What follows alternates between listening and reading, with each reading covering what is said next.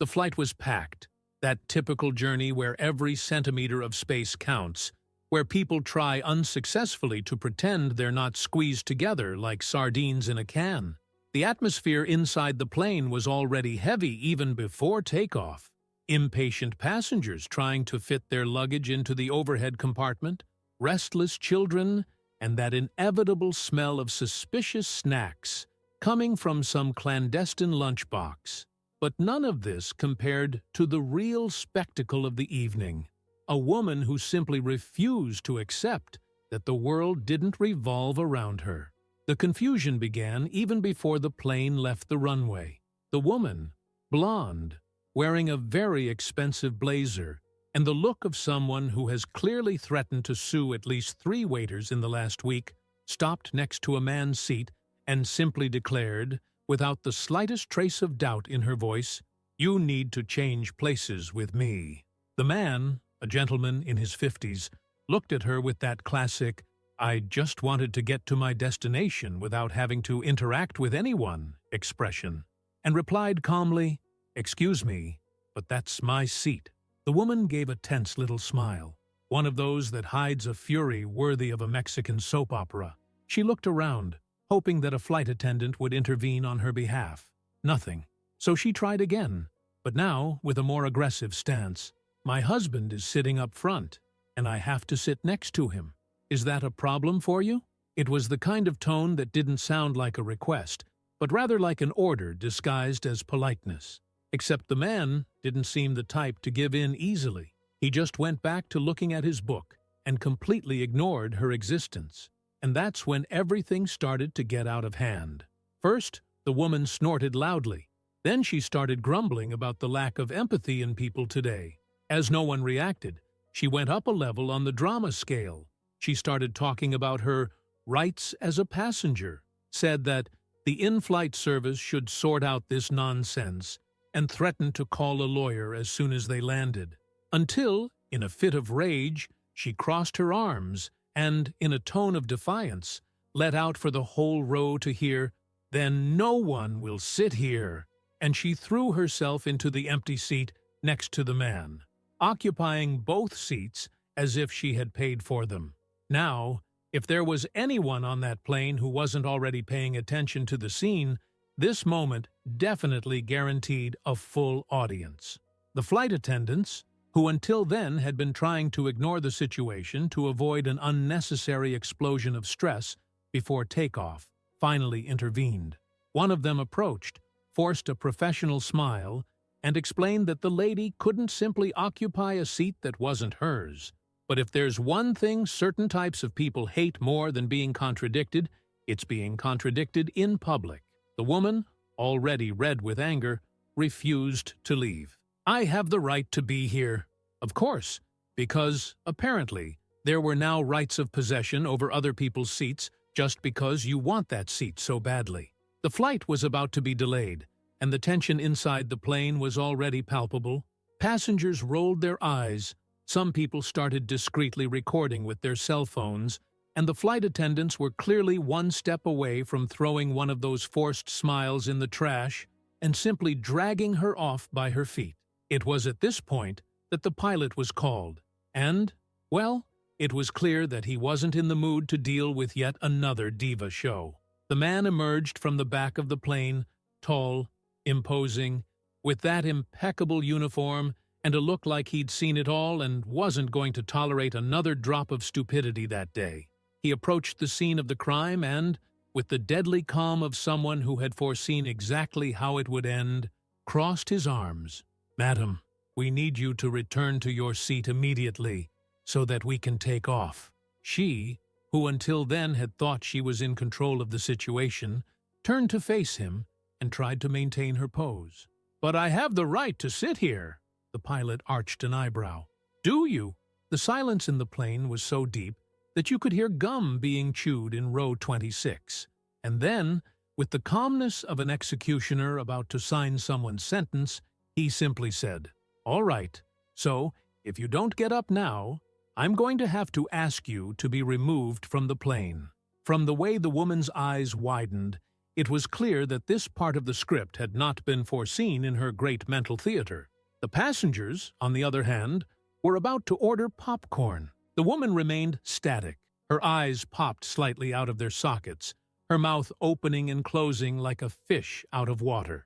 This was not what was supposed to be happening. In her mind, the pilot should have been on her side, perhaps even forcing the man to give up his seat, just to avoid a bigger scene. But no, instead, she was now face to face with someone who wasn't going to fall for her emotional blackmail. The passengers were paying attention. The man next to her, still holding his book, was completely impassive, as if he were watching a live episode of a reality TV show. Some were already discreetly holding up their cell phones, ready to immortalize that moment on video. Minus, I'm a paying customer, she suddenly exploded, pointing her finger at the pilot, as if that were enough to invalidate the entire hierarchy of the universe. The pilot remained impassive. "And so is everyone here," he replied, with a tone of boredom, making a broad gesture with his hand. The buzz on the plane grew. The woman looked around, searching for allies, but only found expressions of pure delight and morbid curiosity. It was as if everyone there was rooting for the same outcome. The pilot sighed. "Madam, this is the last time I ask. If you don't return to your original seat now, we will have to remove you from the aircraft." And that's when the magic happened. The woman, who up until that moment had only been throwing a tantrum, suddenly found a new level of audacity. Her face turned red, her lips trembled with rage, and, in a theatrical move, she threw her bag on the seat next to her and crossed her arms, planting her feet on the floor like a stubborn child who has decided that she won't leave the mall without a new toy. "I demand to speak to someone higher up." The silence that followed was so profound that, for a moment, all that could be heard was the faint hum of the cabin air conditioning. The pilot blinked slowly, processing those words. "Ma'am, I'm the superior here."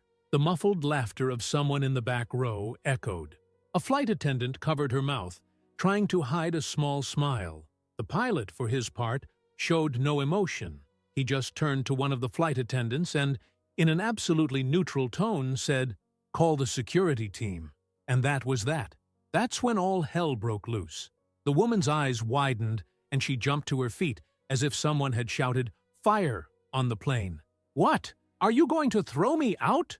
Her voice rose several octaves, so high-pitched that it was capable of piercing the eardrum of an unsuspecting elderly person. The pilot didn't answer. He simply turned on his heels and started walking towards the cockpit. Now, anyone who has ever dealt with someone who is very spoiled knows that this is the worst kind of response you can give. Silent contempt is a punch to the ego. And, of course, the woman wasn't going to accept that without one last card. She picked up her bag, slammed it down on the seat next to her, and turned to the row of passengers behind her. "Can you see that? You're treating me like a criminal." No one answered. On the contrary, a lady in the aisle seat just smiled sweetly and went back to reading her magazine as if she were watching a scene that had happened 1,000,000 times before.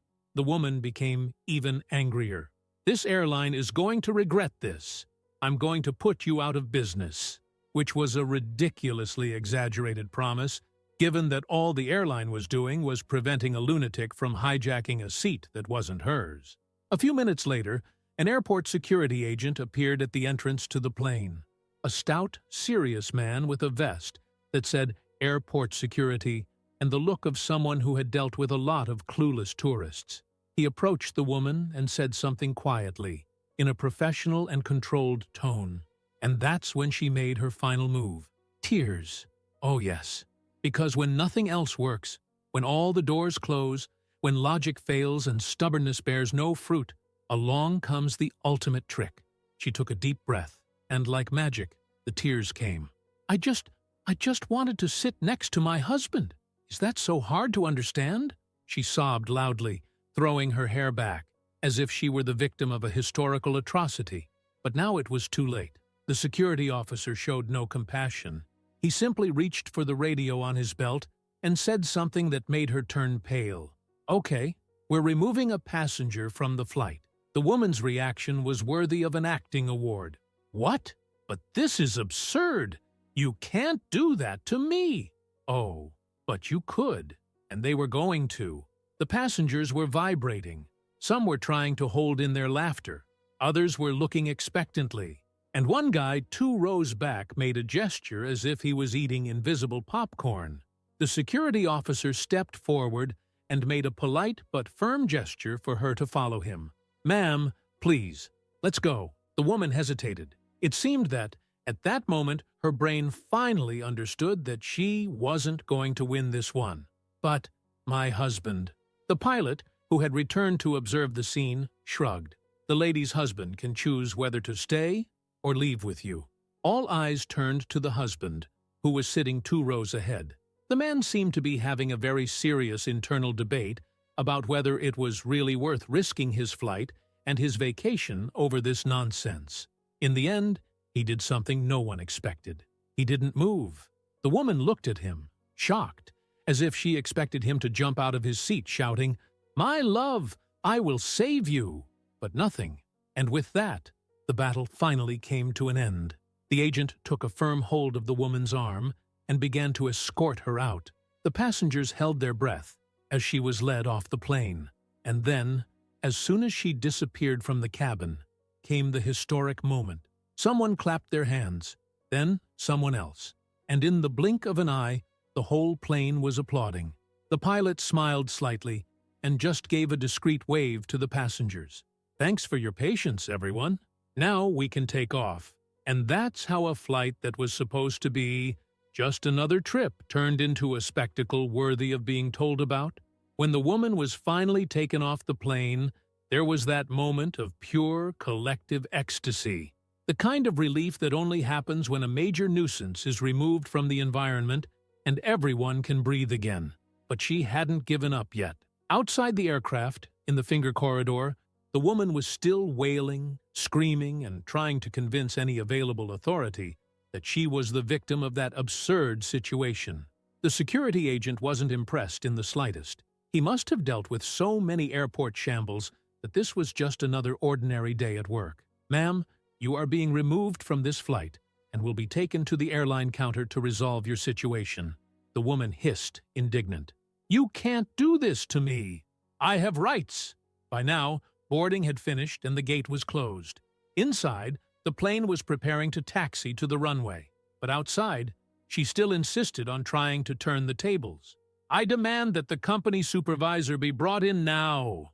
The security agent crossed his arms and replied, without even blinking, "Ma'am, you no longer have a flight to catch." That sentence hit her like a brick.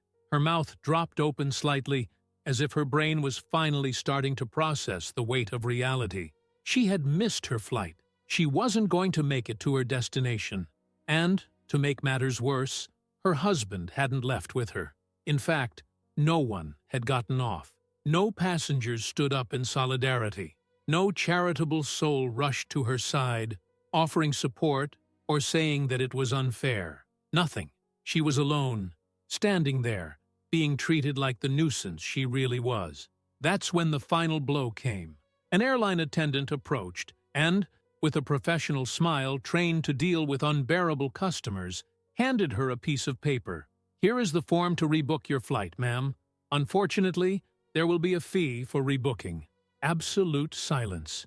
If this were a movie, that would be the moment when the music suddenly stopped and the camera zoomed in on the main character's face to capture her look of pure horror. "What?" she managed to say, almost choking. The attendant, impassive, simply repeated, "As you were removed from the flight for refusing to follow the crew's instructions, any rebooking will be at an additional cost." The woman blinked a few times, trying to absorb what was happening. "You're charging me for this?" By now, half the airport staff were standing nearby, watching the spectacle from their boxes. The attendant kept her composure. "Yes, ma'am. In addition, your checked baggage will continue on to its original destination, as the flight cannot be interrupted for baggage claim at this time." Another knock. The woman turned pale. "You sent my suitcase on the flight without me." Exactly, ma'am. You can retrieve it at the final destination or have it sent back to this airport, but there are additional fees for that too. That was the trigger. The woman spread her arms as if she was about to conjure up a lawsuit out of thin air. This is theft. I'm taking this company down. I'll sue everyone here. But now, no one else was paying attention. The security agent exchanged a bored look with the attendant and simply nodded for her to deal with it as she saw fit. And the attendant, already used to customers threatening to sue even the airport pigeons, just shrugged and handed over a card. Here is the contact information for the airline's legal department. If you want, you can contact them directly. The woman snatched the card from her hand, shaking with anger, but didn't reply. For the first time since this soap opera began, she was completely speechless. No flight, no suitcase, and now, no dignity. Meanwhile, inside the plane, the mood was one of pure celebration. After a considerable delay, the pilot finally got back on the internal communication system to talk to the passengers. Everyone, we thank you for your patience. Now that the situation has been resolved, we're ready for takeoff. The whole plane erupted in applause. It was the kind of moment when passengers, normally tired and angry, suddenly felt part of a community, united by a common experience. Public enemy number one had been defeated. The man in the original seat could finally return to his peace, and now he even looked a little satisfied. Some people were still muttering about the spectacle they had just witnessed, while others were frantically texting friends and family to tell them what had happened. A woman in the middle row turned to her husband and whispered, "I knew this flight would be interesting." He just nodded, still laughing, and then the plane began to move down the runway. A sense of anticipation filled the cabin, the slight trembling of the wheels, the roar of the engines intensifying, the acceleration that made everyone sink into their seats a little, and finally, take off. As the aircraft rose, leaving the ground behind, people began to relax. Now it was official. The drama was behind us, along with the woman who should never have caused all that fuss. The flight went smoothly. Stewards started serving drinks, passengers put on headphones or opened books, and for a while, everything seemed normal. But of course, that wasn't the end of the story. Because when the plane landed at its final destination, there was one small detail that no one had thought of yet. The woman might even have been kicked off the flight, but her suitcase had arrived at its destination. And guess who would be waiting to pick it up at the airport? That's right.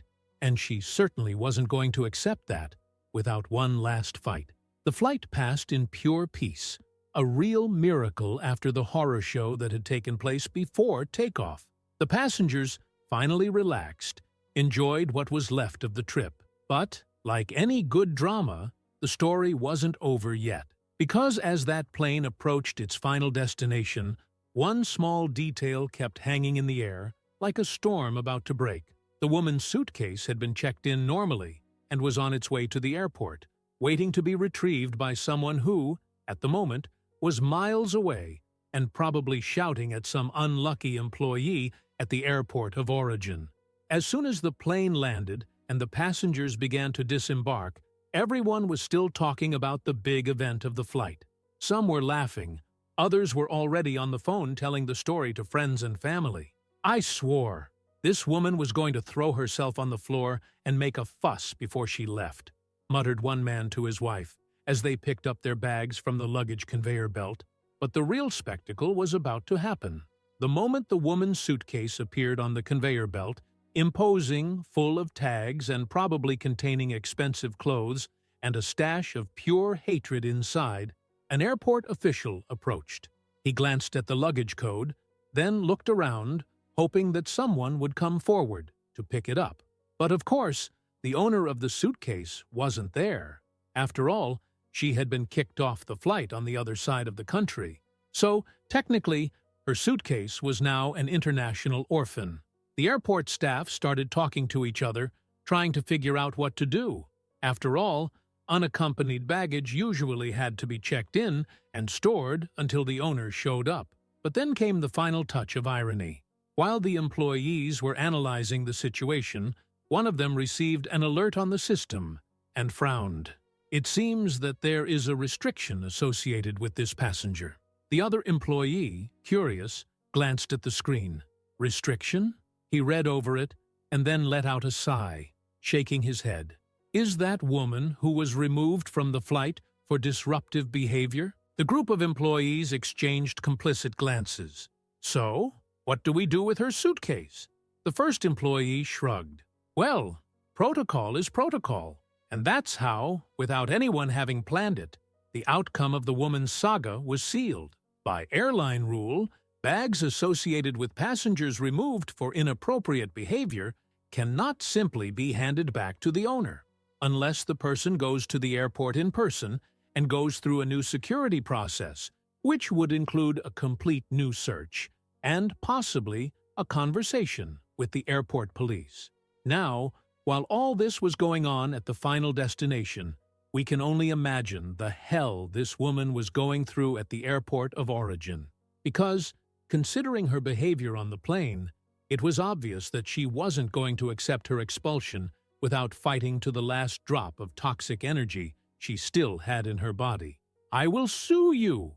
was undoubtedly something she had already shouted out loud at least 30 times to any official who was close enough to hear and regret being there. The airport staff were in a mixture of impatience and discreet amusement. None of them were in any hurry to resolve the situation. "Madam, as we have already explained, you were removed from the flight by decision of the crew and the security team. Any complaints should be made through the airline's official channels." "Official channels? I want to speak to the president of the airline right now." The employee smiled. "He's not available at the moment. I'm a frequent customer." This is absurd.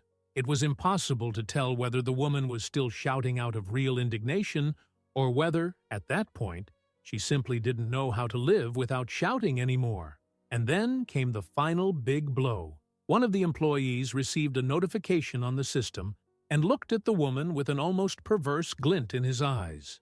"Ma'am, we have an update on your luggage." The woman, who by now was so red she could have been used as an emergency beacon, gasped in exasperation. "Finally! Where's my suitcase?" The clerk held back a smile. "It's at its final destination, but to pick it up, you'll have to go there in person and go through the security protocol." The pause that followed was delightful. The woman blinked. "I need to—" "What?" "You'll need to take a new flight to retrieve your luggage." If there was any hope that she could calm down, it was crushed at that very moment. "Are you saying I need to pay for another flight?" The employee maintained a perfectly trained smile. "Yes, ma'am." The woman was shaking with hatred. "But this is your fault." "Ma'am, it was you who refused to follow the crew's instructions." The sentence was said with such calm that it had the effect of an invisible punch to her ego. And it was at that moment that the last shred of resistance inside her broke. She started shouting something incomprehensible, something between an insult and a curse, and marched away from the counter, probably to take her fury out on anyone random who happened to pass by. Meanwhile, on the other side of the country, the flight's passengers were already in their hotels, at home, or enjoying their destination. And her suitcase? Oh, it was still there, alone, waiting for its owner who, hopefully, would never step foot on a plane from that airline again. If there's one great lesson in all this, it's that the universe has a very special way of teaching humility to those who think they can do whatever they want without consequences. The woman wanted a seat that wasn't hers. She ended up with no seat, no flight, and no suitcase. She wanted to shout and make a fuss. She ended up being the joke of the day for at least 100 people who will never forget her. And the best part? She paid for it to happen. Don't forget to comment on the video, and also be sure to subscribe to the channel and leave your like.